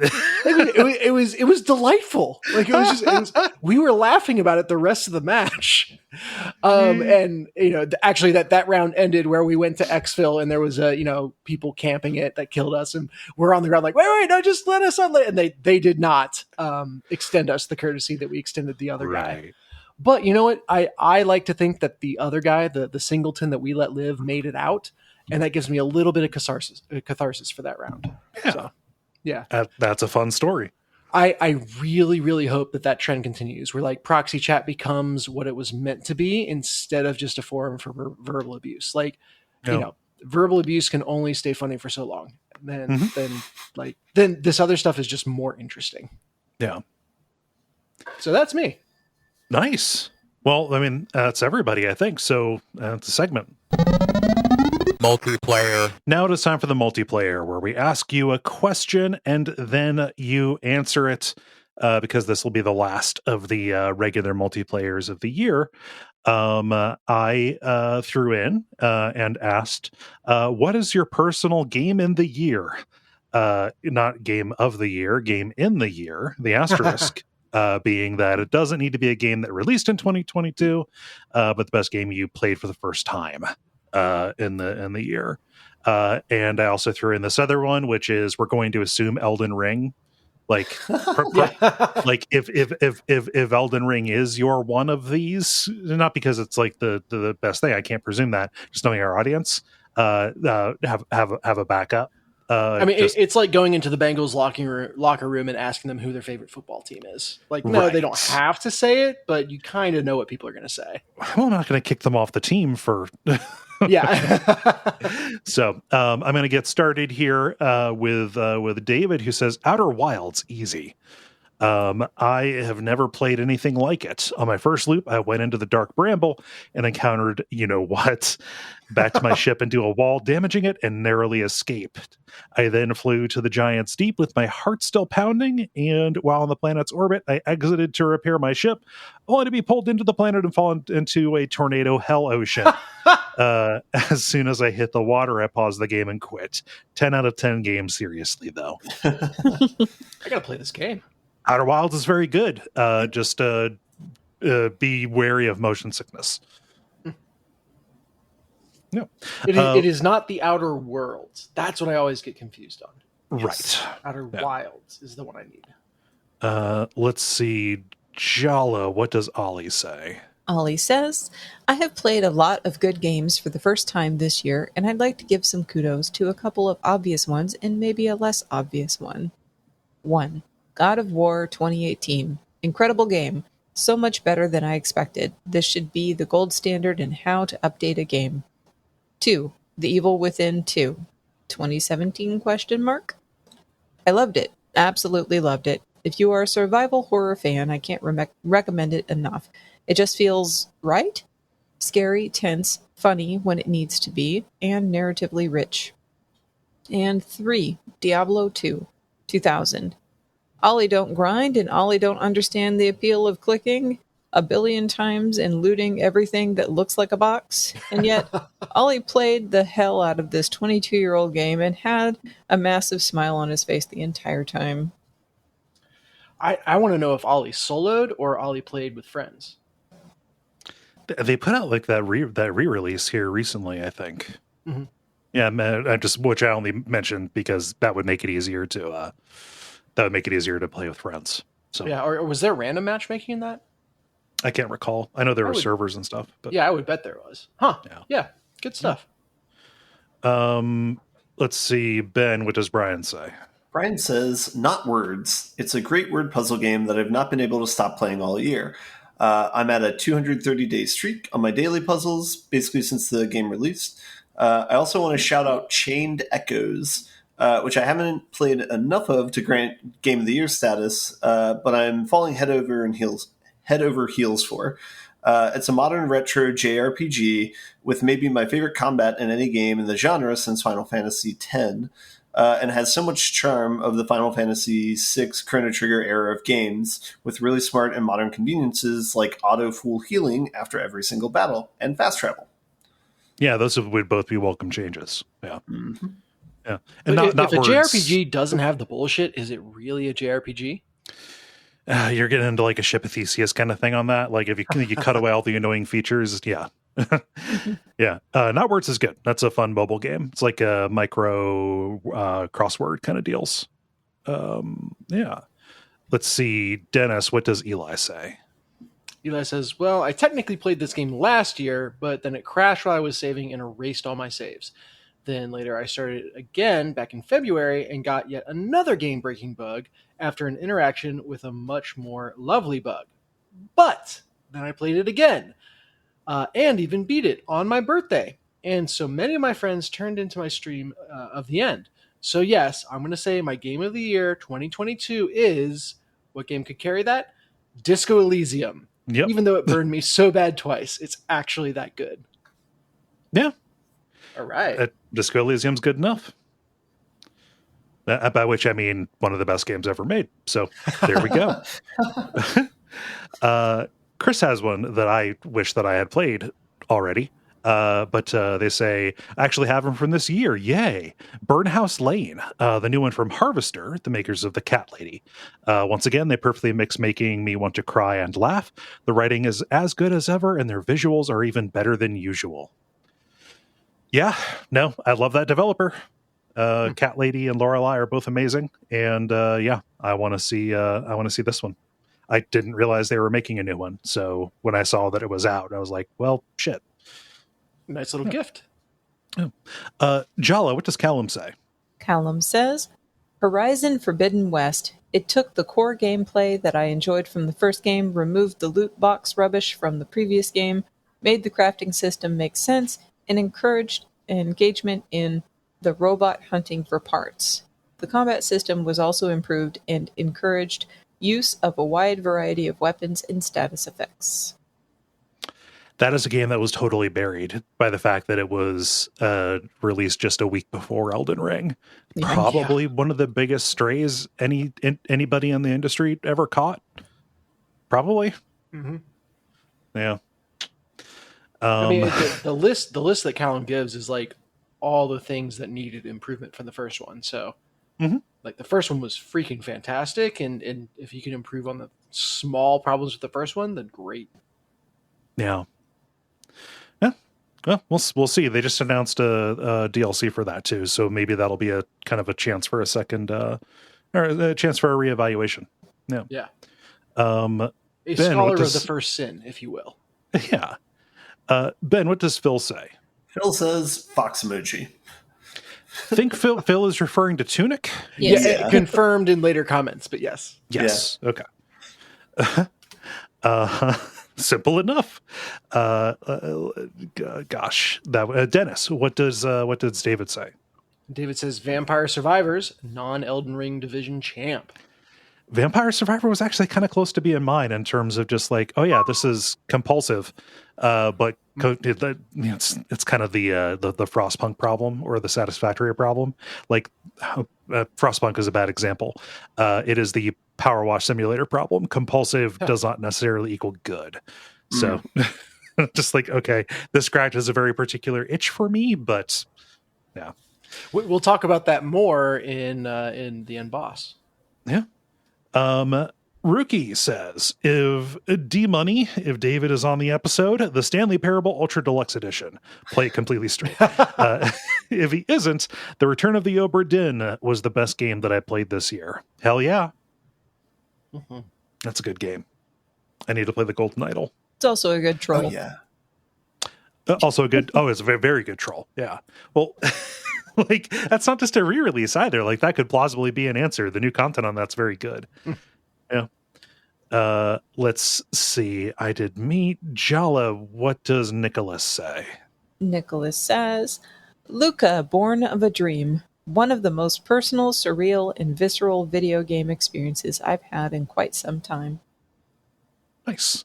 Yeah, I'm curious about that one as well. Has very distinctive visuals. And my understanding, it's like a Souls-like kind of thing, but lo-fi. Yeah. Ben, what does Grizz say? Grizz says, It Takes Two. While not having an amazing story, the creativity in the levels is amazing. It has one of the most creative environments I've seen since Rayman Origins/Legends. If you're grading just on play, yes, It Takes Two is very good. I mean, that's what got a Game of the Year, I think, last year. So, did it get Game of the Year? Really? I thought Game Awards, I believe it did. Yeah. Oh, that's some chicanery. It got a Game Award. One of the Game Award, yeah. I didn't mean for that to be an Italian joke. Oh man, Dennis, what does Greg say? Greg says never played Elden Ring, so there. I've not played a lot of games this year due to how busy I was, moving, help taking care of my sick dad, etc. But the two games I did play beat this year that I enjoyed most was Hades and The Outer Worlds. Yeah. Yeah, it's The Outer Worlds, not The Outer Wilds. We got both. Each one is recommended. Oh, see, now I'm going to get them confused. Damn it! Well, that's okay. You can just play both. Yeah, I guess so. But how will I know which one I'm playing? I imagine it would say on the system. It would. I mean, they're spelled and pronounced differently. I'm always going to be paranoid about it. Yeah, I can't help you with that. That's yeah. Sounds like a you problem.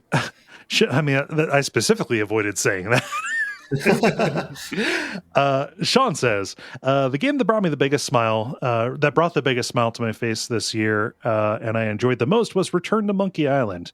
Guybrush Threepwood is one of my all-time favorite characters, and it was a joy to play as him once again. That's another one that I need to dive into. One of the reasons I asked this question is I never end up playing a game the year in which it came out. So like game of the year discussions are kind of alienating because where do people get time to play all these? However, I like hearing people basically, yeah, you get the reasoning. Mhm. Let's see. This will be me, right? I believe, We yes. just did you. We just did me. Well, that's a problem then, because then now it's you. Hey, Jala, Okay. what's Rick say? Rick says, "This is my favorite kind of Game of the Year list. This year, I played through Xenosaga Episode 1 for the first time, and it's everything I could have wanted in a JRPG. The writing team of Takahashi and Saga seems to check every box for me. I also want to shout out the visual novel The House in Fata Morgana. It's far and away the most well-written and engaging visual novel I've read yet, but it is a novel after all. So honorable mention only." Yeah, I need to play that. That looks really, really good. Yeah. Ben, what does Jeremy say? Jeremy says, personal favorite of the year, Ghost of Tsushima, for the combat mechanic and also the story. Special shout out for the best co-op I played in years. It Takes Two. Perfect game to play with your significant other. Nice. You can murder an elephant together. as it begs for mercy. So fucked up. For mine, I don't know why anybody. I don't. Why did nobody mention Elden Ring? It's a huge game. Like it was real big. It was in all the no. I'm gonna have to go. Like it's gonna be a split between Scorn and Signalis, just in terms of being. Sounds like recency bias right there.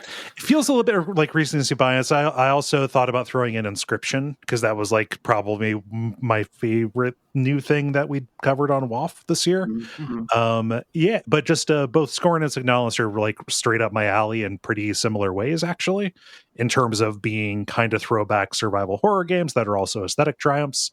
With interesting stories and/or worlds, yeah. So I'm gonna give split duty to both of those. Sorry, that's a cop out, but All good. It's Yeah. fine. We make the rules here. We can decide to do that. yeah. Jala, how about you? So this is a weird year for me because I haven't been playing as many video games this year, and like I have like all the games that I've been playing, unless I started them before this year.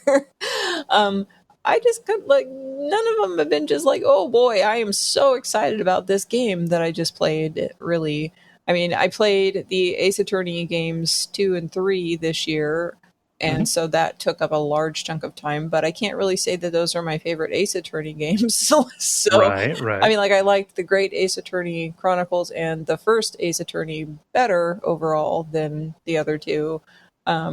So anyway, so there was that, and then I don't know about the best thing I could say, because a lot of stuff just kind of fell flat or was like meh or mixed. Like I did Bloodstained when I was sick with COVID and all of that, and that was fine, but it just made me want to go play Symphony of the Night.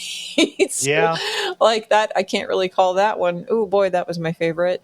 So Simulacra Pipe Dreams, the weird 1.5 installment between Simulacra, the first one, and the second one. That's the found phone murder mystery type game.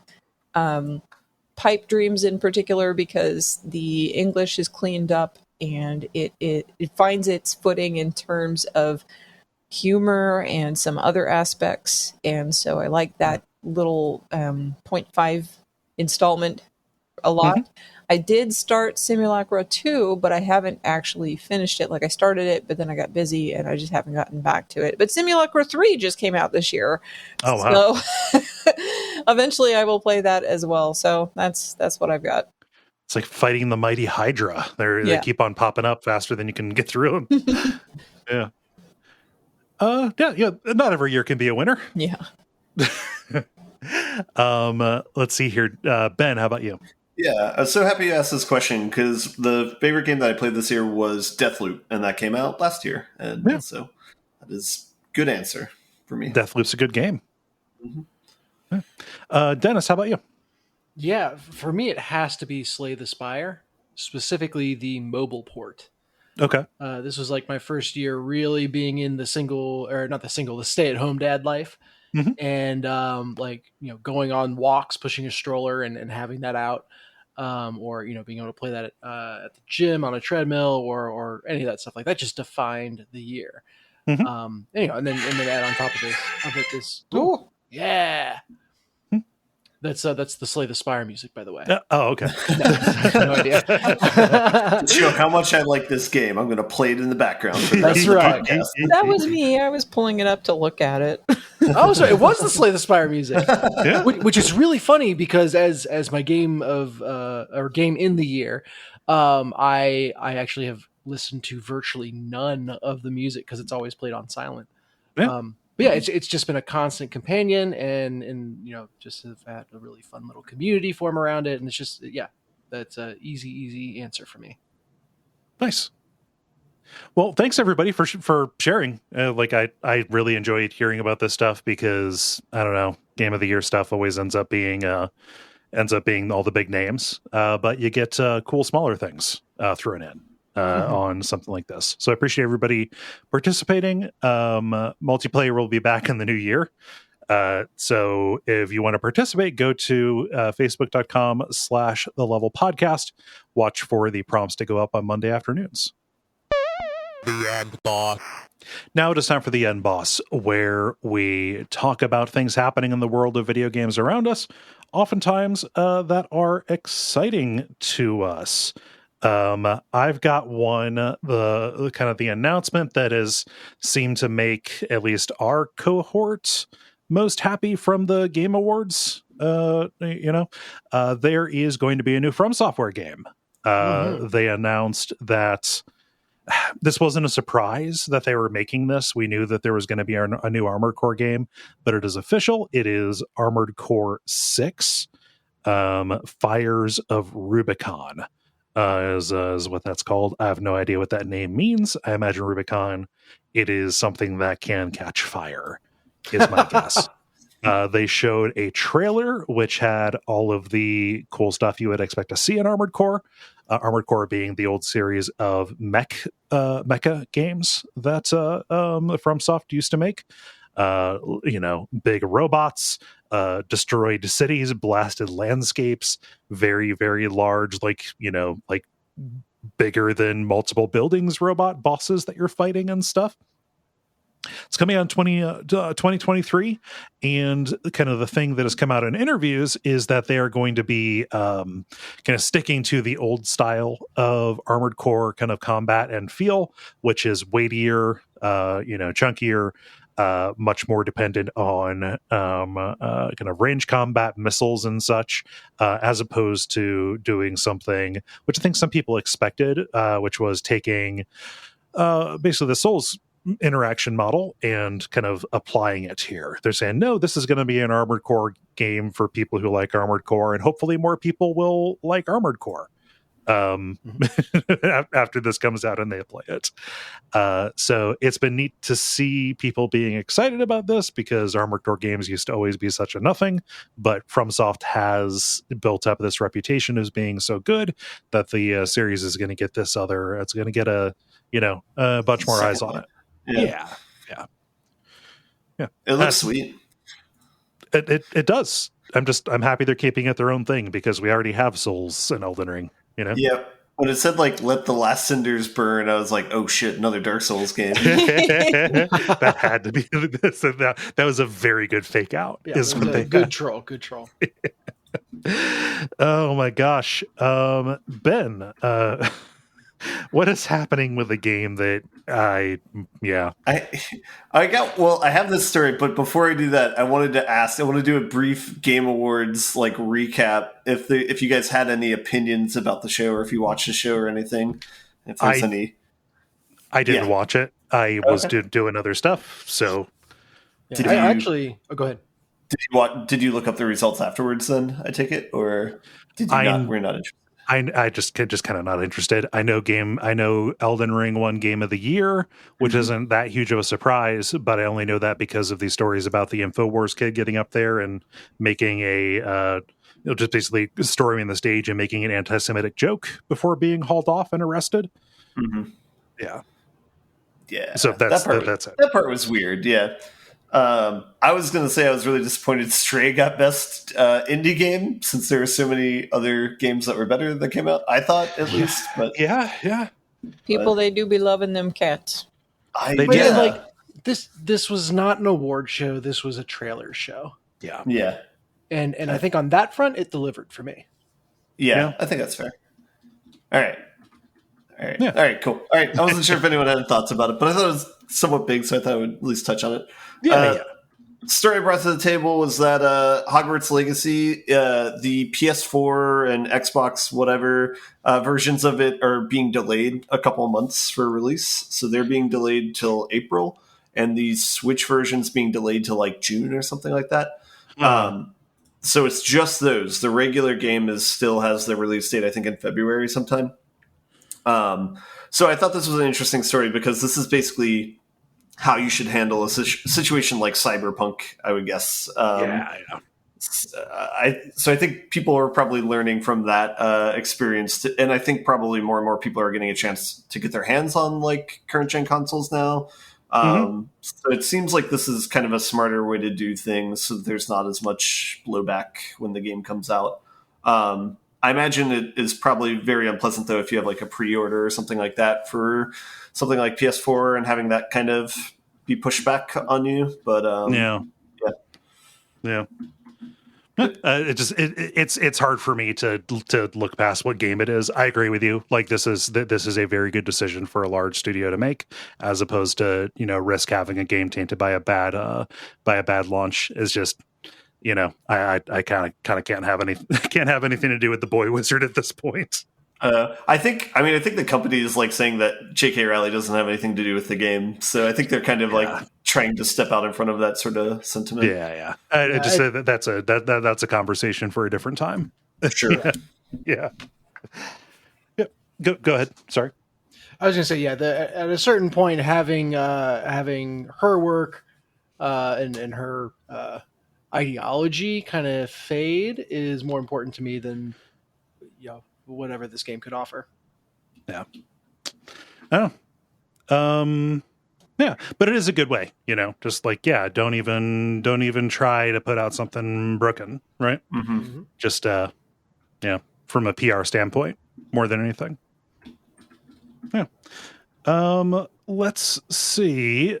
Dennis, how about you? Got anything going on? Well, we talked about compelling not being the same thing as good, and I think there's a case study in that just happened. So, the game is Brawl Stars. It's by Supercell.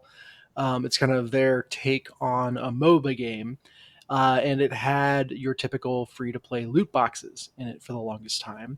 But they just announced that they're going to pull those out in favor of more deterministic rewards or more rewards that players have agency over.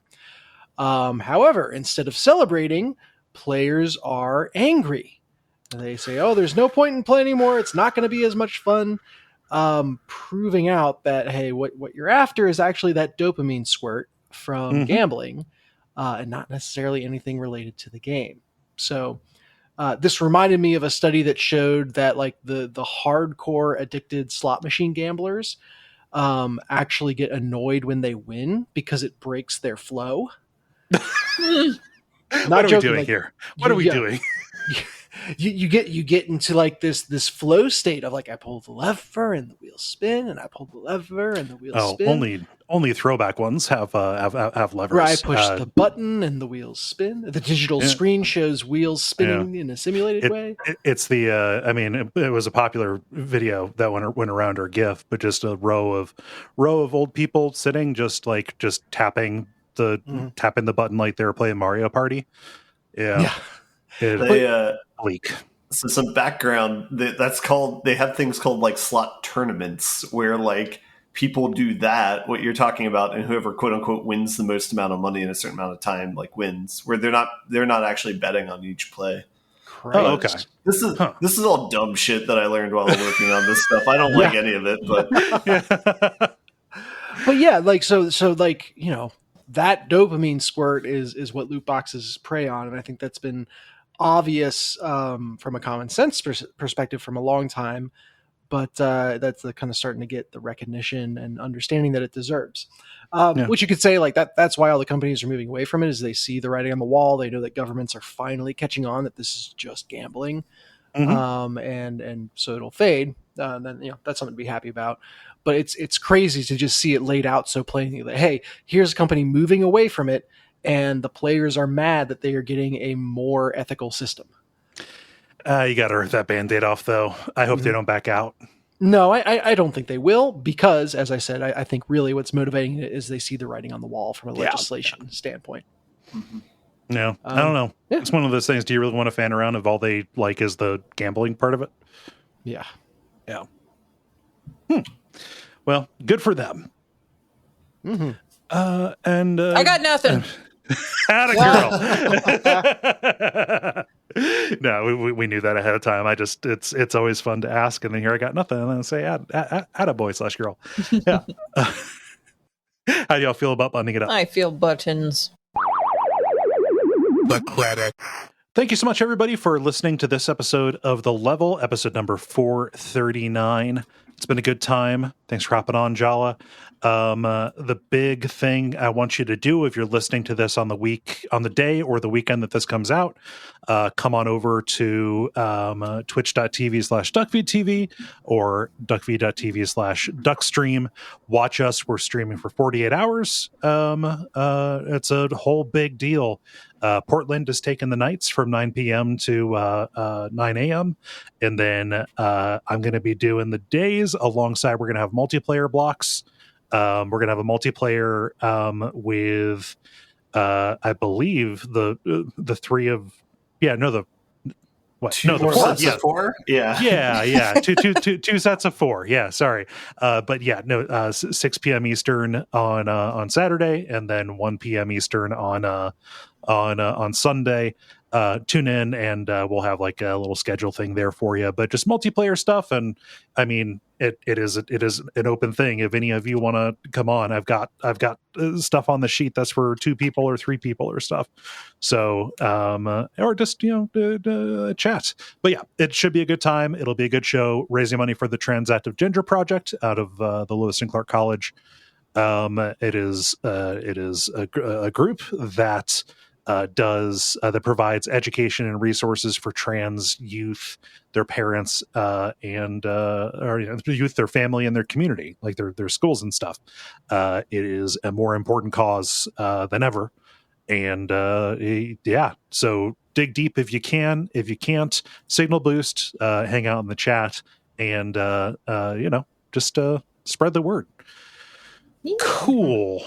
Am I forgetting anything? I don't want to do like personal podcast promotion stuff. Am I forgetting anything, or does anybody want to get in and promote theirs? Jala, what's happening on Jala Chan's place? Yay! There we go. Well, I already mentioned it earlier in the episode. The next episode that comes out on December 23rd will be with Will Hughes from Everything to Guppy, and we are going to be talking about Agatha Christie and Hercule Poirot and Murder on the Orient Express. So that's what's coming out then. But in the meantime, focus on Duckstream and pay attention to that and do the thing. I will be in there as much as I can when I'm not actually gaming. So yes. Yeah.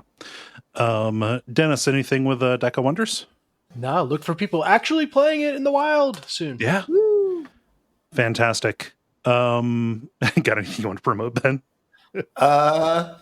There's a dark beer festival in Seattle this weekend, so cool. I will be doing that before Duckfest. Ooh, neat. Yeah. Cool. Well, I've been Kole Ross. You can watch me on Duckstream at Duckfeed.tv on Duckfeed.tv on Twitch.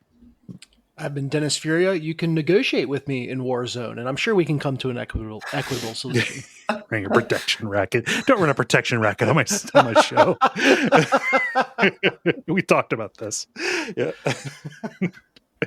Jala. I'm Jalaton in places, anywhere that I can be found, with the exception of the Duckstream event, where I will mostly be hanging out in voice chat with Kole. Cool. So. I've been Ben Merkel. And stick around for some titles.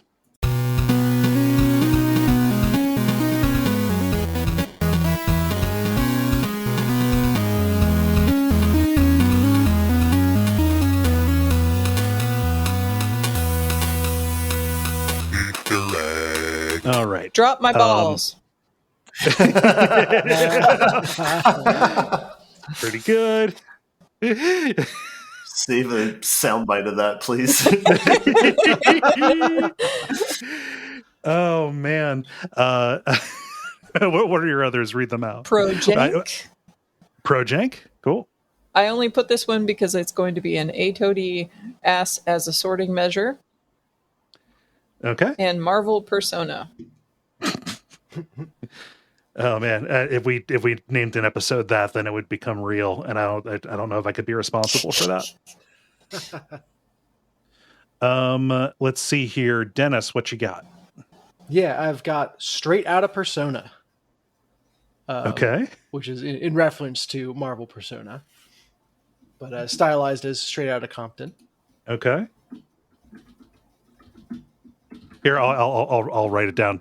We're still trying to figure out how to use this new thing. Yeah, we I remember previously, like, it's more fun if we hide it from everyone, and then yes, and I didn't tell Jala that. Oh no, okay, yeah. No, that's my only one. Today, I wouldn't have gone to the trouble of putting it on a different screen anyway. So yeah. You have another one? Nope, that's the one that I got. Okay, Ben, how about you? G stands for gore. And then this is what I just wrote down because I thought it was funny when Dennis was talking about them fighting drug users, but Gungrave G.O.R.E. Two vile things. Oh, yeah. Goodness. I have remember you're an American. I've got it's how Dracula plays. Yeah. And then I also have Pretty Hairy Screens. What's that from? You were talking about Vampire Survivors when I was asking about the performance, and he said, "Oh, I've been to some pretty hairy screens," and I got an intrusive thought about hair growing out of my iPhone screen. Oh no! Yeah, that's good. Thanks for that mental image, Kole. Drop My Balls is real funny. Yeah, I prefer Drop My Balls. Yeah. Yeah, let's do that. The other one by laughs was it's how Dracula plays. that one's more the in the context. Yes. Yeah. Drop My Balls. There we go. It's very funny because none of us had overlap this time. Yeah. Oh yeah. Weird. Mm-hmm. Sometimes that happens. Drop My Balls is even funnier in brackets. How you style That's what I did. On the old documents that I made. That's how I marked the one that I knew we chose. So I can pull A, so I know which one we chose without having to go back and listen again, and B, so I can find them and remove them when I'm making the A-Toady list. Yeah. By the way, I think Kole's article, I was served an ad with a title that gave Gungrave G.O.R.E a run for its money. You can see it on my notes, but Cave 2 Digger, dig 2 harder. That is no, that's pretty bad. That's a lot. Cool. All right. I will get you all a list of stuff that I feel pretty confident, we can do. Or at least just stuff to have installed, I guess. Yep. Mm-hmm. We'll talk. I'll throw that stuff in the backstage chat before Saturday. Cool. Yeah. Sweet. Cool. All right. Sounds Looking forward to it. Yeah. Oh wait, I need to say it is decided.